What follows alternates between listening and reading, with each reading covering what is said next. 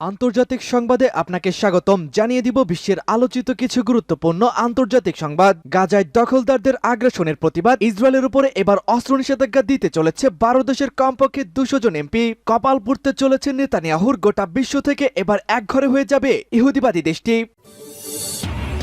জানিয়ে দিব দখলদারদের হামলায় নিহত পণবন্দির সংখ্যা ৭০ ছাড়াতে পারে। ইসরায়েলি বিমান হামলায় তাদের ৭ পণবন্দি নিহত হয়েছে, মন্তব্য হামাস।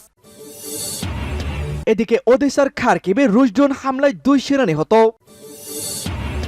আরও থাকছে ইসরায়েলকে সহায়তা জার্মানির বিরুদ্ধে নিকারাগুয়ার মামলা। এদিকে মিয়ানমার সীমান্তে ভারী গোলাগুলি, উড়ছে কালো ধোঁয়া। সর্বশেষ জানিয়ে দিব ইসরায়েলি গণহত্যায় যুক্তরাষ্ট্র সবুজ সংকেত দিয়েছে বলছে ইলহান ওমর। দর্শক শুনছিলেন সংবাদ শিরোনাম, এবারে থাকবে বিস্তারিত। তার আগে আমাদের ভিডিওটিতে একটি লাইক দিন এবং চ্যানেলটি সাবস্ক্রাইব করে পরবর্তী আপডেট সংবাদ সবার আগে পেতে আমাদের সাথেই জুড়ে থাকুন। গাজায় দখলদারদের আগ্রাসনের প্রতিবাদ ইসরায়েলের উপরে অস্ত্র নিষেধাজ্ঞা দিতে চাইছে ১২ দেশের কমপক্ষে ২০০ জন এমপি।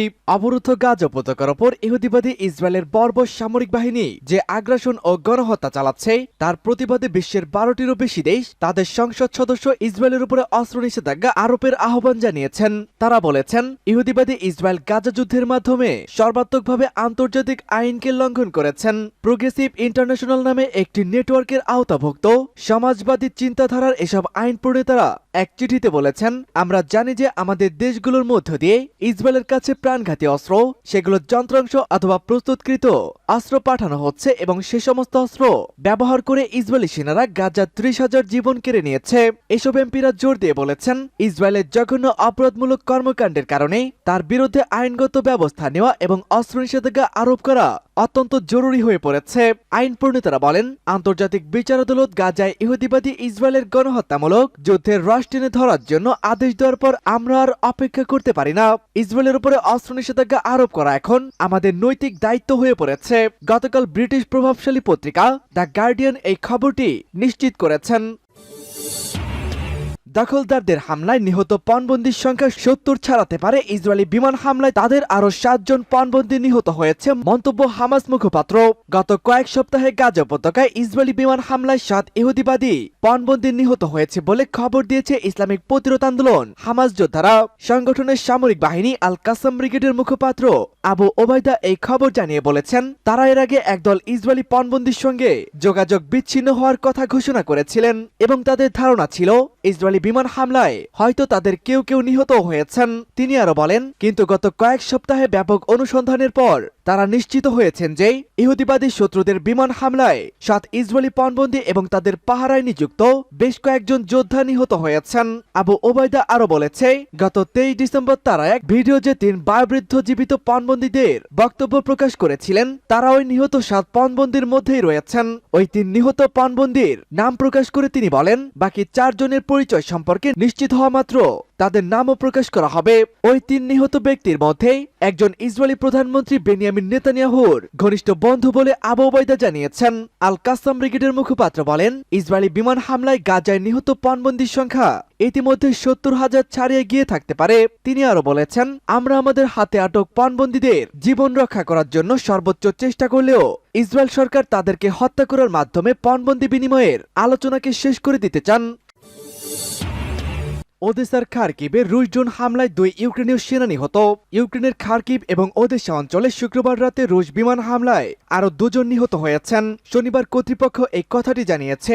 ওদেসার কর্মকর্তারা জানান, এই বন্দর নগরীতে রাশিয়ার এক ড্রোন হামলায় বেশ কয়েকটি উঁচু ভবনের ক্ষতি হয়েছে। এতে এক যুবক নিহত হয়েছে এবং ৩ বছরের এক শিশু সহ বেশ কয়েকজন আহত হয়েছেন। আঞ্চলিক গভর্নর ওলে কিপার বলেন, ৩ বছরের শিশুটি পায়ে আঘাত পেয়েছে এবং তাকে চিকিৎসাও দেওয়া হচ্ছে। রাশিয়ার এই হামলায় প্রাপ্তবয়স্ক ৬ জন আহত হয়েছেন বলে তিনি খবরে জানিয়েছেন। এদিকে পুলিশ জানায়, ইউক্রেনের উত্তর পূর্ব খারকিব অঞ্চলে ভেলিকি বুইলু গ্রামের একটি বাড়িতে রাশিয়ার ড্রোন হামলায় এক ব্যক্তি পুরোপুরি নিহত হয়েছেন।